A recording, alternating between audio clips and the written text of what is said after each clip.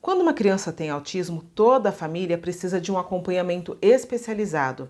Esse é o tema da entrevista de hoje. Seja muito bem-vindo ao Conversando sobre Saúde. Eu sou Ione Veloso, sou jornalista e fiz uma série com 4 vídeos a respeito do universo do autismo. A minha entrevistada é a Lívia Aureliano, ela é doutora em análise do comportamento e trabalha na clínica Tatutea, que é especializada no tratamento de crianças e adolescentes com transtorno do espectro autista. Então vamos ao 4º e último vídeo da série.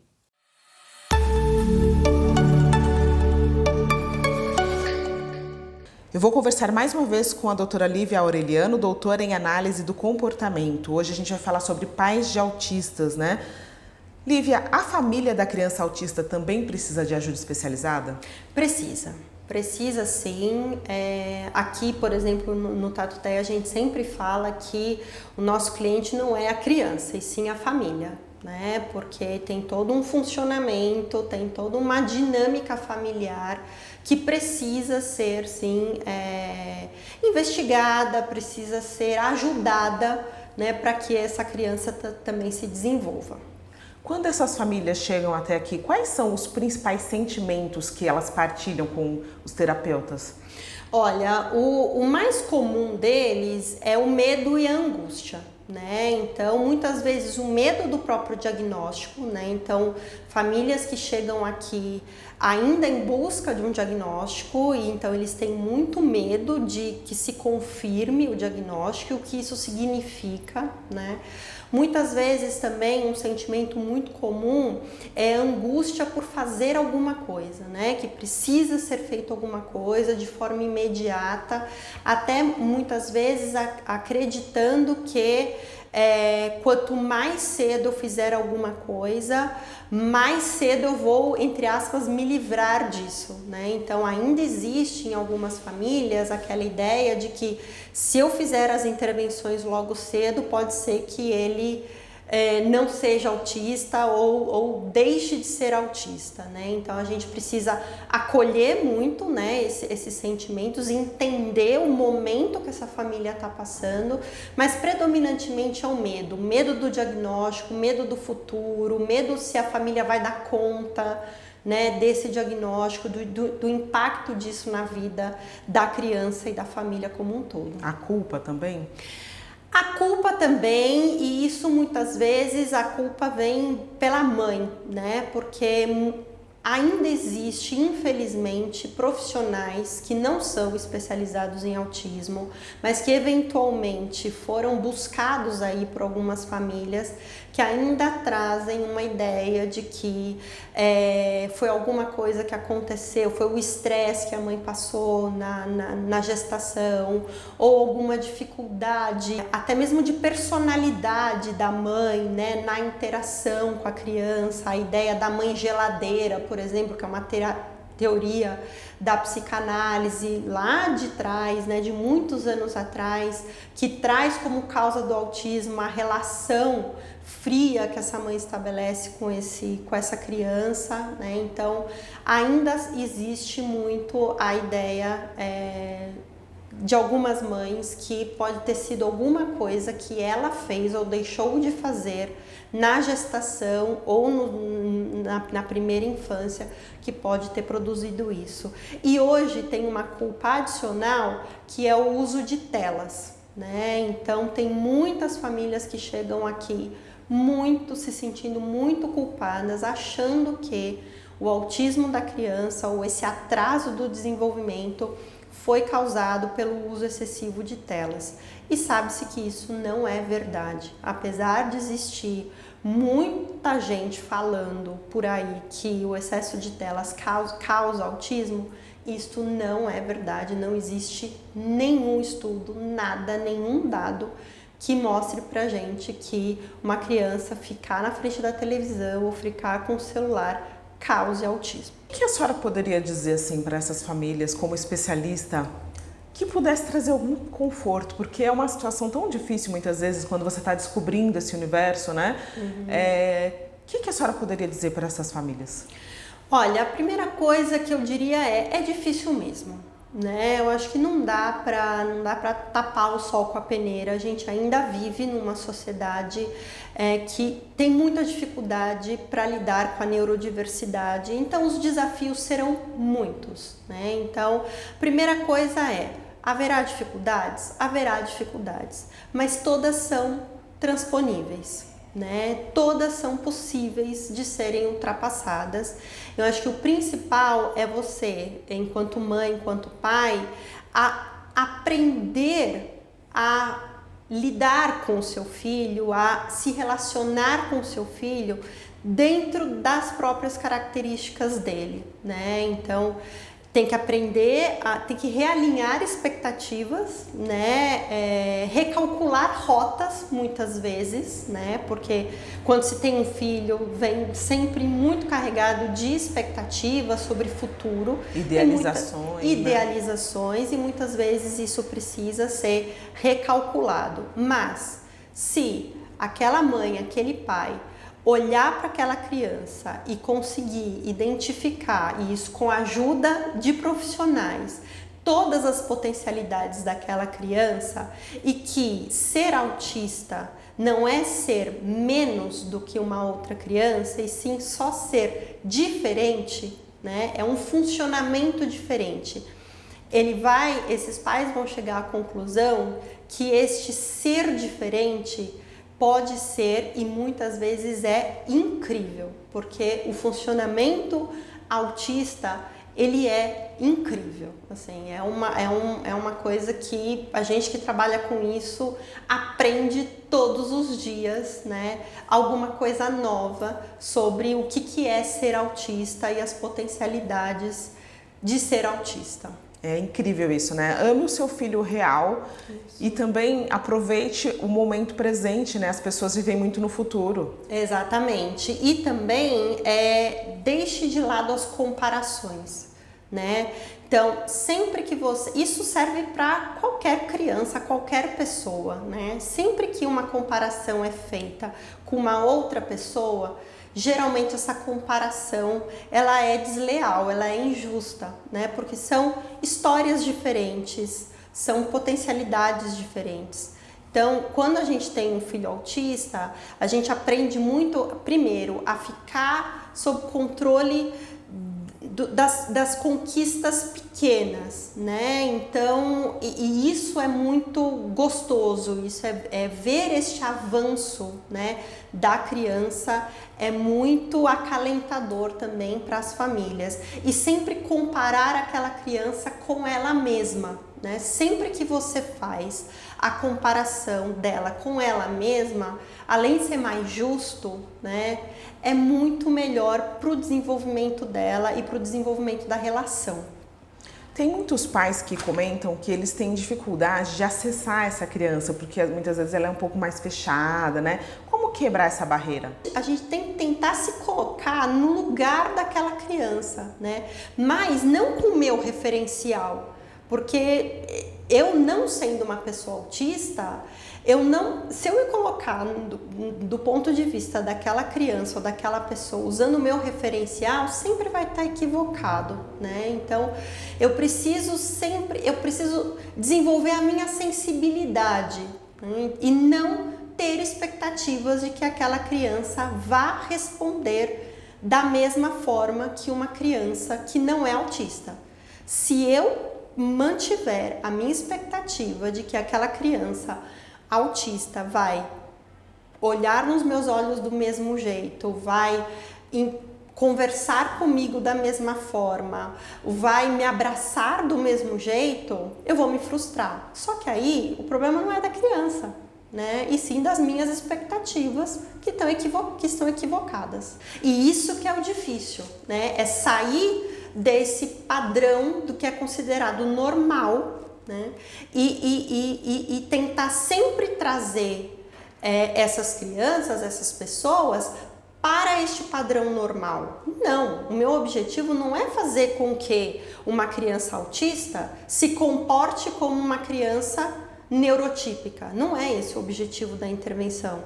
E sim fazê-la com que ela aprenda tudo o que ela precisa aprender sendo autista.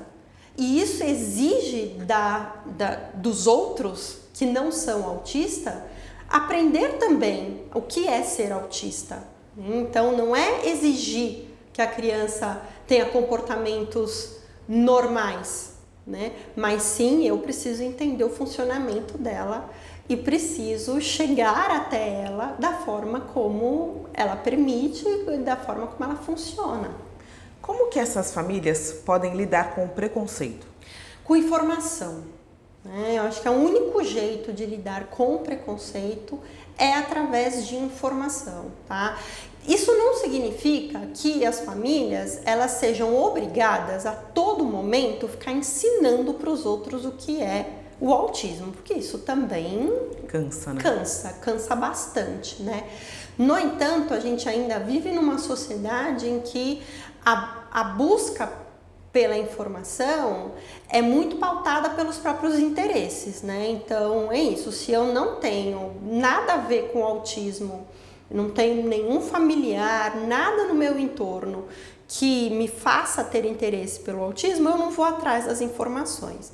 Mas uma vez que isso se aproxima de mim, se eu tiver a oportunidade de entrar em contato com isso, aumenta a minha chance de não cometer os mesmos erros numa próxima vez, né? Então, eu sei que é um peso para as famílias, mas o único jeito da gente lidar com o preconceito é com informação. Então, nós, né, a família precisa ter acesso a informações de qualidade e se dispor a transmitir essas informações para o maior número de pessoas possível.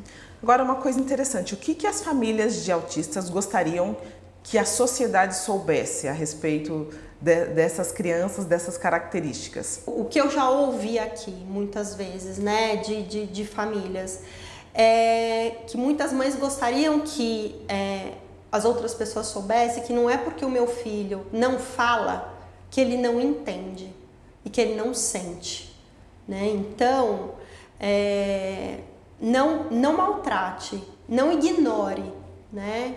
Então, é isso, eu não falo, mas eu entendo tudo que você fala e eu sinto tudo que você fala, então me respeite, né? Então, isso é uma coisa extremamente importante que eu acho que toda família de um autista, por exemplo, não oralizado, gostaria que o outro soubesse. Uma criança que está tendo uma crise, por exemplo, ela não está fazendo birra. Isso, ela não está fazendo birra.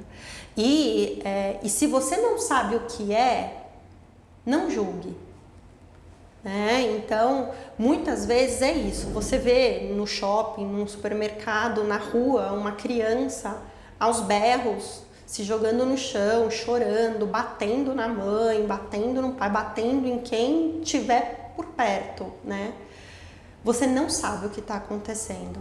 Então, não parta do princípio de que aquilo é falta de educação e falta de uns tapas na bunda, porque já foi-se o tempo, né, de que é isso, nunca foi, né? E hoje em dia, então, isso não cabe, tá? Quando você ouvir, por exemplo, você mora num prédio, né, e você escutar uma criança gritando, né, batendo coisas, tenha, assim, não julgue, né, não vá achando que necessariamente aquela criança está sendo maltratada, ou está sendo, enfim, né, ou a família está sendo displicente com aquela criança, porque muitas vezes você pode estar escutando só uma crise e que muitas vezes é desencadeada, inclusive, por coisas que fogem completamente do controle daquela família. Então, por exemplo, num jogo de futebol tem fogos de artifício, né? E aquela criança entra numa crise de desregulação, né, que pode aí causar um transtorno para a vizinhança. Mas foi um transtorno, né, causado por uma coisa completamente fora do controle daquela criança e daquela família. Então, não julgue. Se você não sabe, não conhece, se não pode ir ajudar, não julgue. Lívia, é muito comum os pais, até das crianças típicas, acharem que só eles dão conta de cuidar da criança, né? Sim. Que eles não precisam da ajuda de ninguém, que só eles podem atender às necessidades. Com os atípicos, esse comportamento é potencializado, né? Sim. Essas famílias precisam entender que elas têm necessidade também de ter uma rede de apoio ou não? Precisa, até porque a vida, por mais que no começo, principalmente quando chega o diagnóstico, fica a família, a mãe, o pai, fica com aquela sensação de que a vida se resume ao diagnóstico do filho, isso não é verdade, né? Aquela mãe, aquele pai, eles são, além de pai e mãe daquela criança autista, muitas vezes eles são pai e mãe de outras crianças. Ou eles são filhos, eles são marido e esposa, eles são irmãos, eles são, né? Então, eles têm muitos outros papéis na sociedade que não só pai e mãe daquela criança autista, né? Então, é importantíssimo que essa família tente, desde o início, trazer outras pessoas para fazer parte dessa rede de apoio. Então, sejam outros familiares, né? Então, avós, tios, tias, né? É super importante isso, porque essa família vai precisar deste suporte em diferentes momentos da vida. O que eu costumo dizer é que o autismo não é uma corrida de 100 metros, né? Não é uma coisa, então tenho um diagnóstico, então vou fazer tudo que tiver ao meu alcance agora, porque aí depois, pronto, já me livrei disso. Não é isso, né? Você sempre será mãe ou pai de uma criança, de uma pessoa autista. Então, isso é uma maratona. E ninguém consegue fazer uma maratona sem ter o suporte de outras pessoas. Então, essa rede de apoio é fundamental. Tá certo. Pra gente encerrar, em relação à escola, muitas famílias têm muita dificuldade de escolher a escola. Elas devem escolher uma escola especializada, uma escola regular, ou cada caso é um caso? Olha, cada caso é um caso, mas de uma forma geral, quando se trata de uma criança autista, o melhor lugar para essa criança é numa escola regular, tá?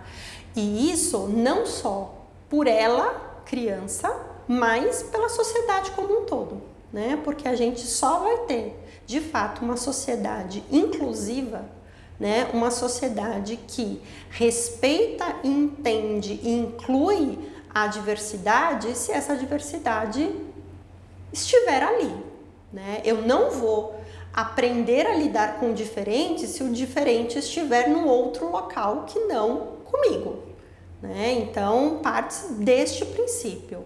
Mas, além dessa questão mais social, tem toda uma questão da criança, né? Da criança estar num ambiente em que ela é estimulada de diferentes maneiras. É claro que uma escola regular, toda escola regular precisa aceitar, está na lei, precisa aceitar a criança autista, né? Mas não é só no sentido dela estar ali na sala de aula junto com as outras crianças, mas essa escola ela precisa dar todo o suporte necessário para que aquela criança aprenda o que ela precisa aprender, tá? Então, o melhor lugar da criança é estar na escola com outras crianças. E quanto mais neurodiverso for, melhor para todo mundo. Muito obrigada pela sua participação. Tem alguma coisa mais que você gostaria de acrescentar? Olha, eu acho que o importante de tudo isso é que para as famílias que identificarem qualquer dificuldade da criança, logo na primeira infância, vão buscar ajuda. Por mais que as mães sejam muitas vezes taxadas de loucas, de procurando pelo em ovo, eu sempre falo, e se tem uma pulga atrás da orelha, vai atrás dessa pulga. Acho que essa é a principal mensagem quando nós estamos falando de autismo.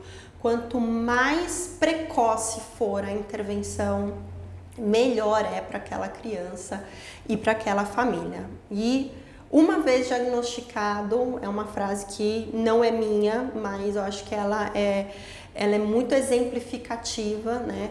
O diagnóstico é só um ponto de partida e não um ponto final, né? Então tem muito pela frente para aprender e desbravar a partir do diagnóstico do TEA. Tá bom, muito obrigada. Obrigada a você. E esse foi o último vídeo da série sobre autismo aqui do Conversando sobre Saúde. Eu espero que você tenha gostado. Se você gostou, deixe o seu like, seu comentário, compartilhe que você também pode ajudar outras pessoas. Aproveite, se inscreva no canal e confira todos os vídeos que forem publicados. Muito obrigada pela sua companhia e até o próximo vídeo.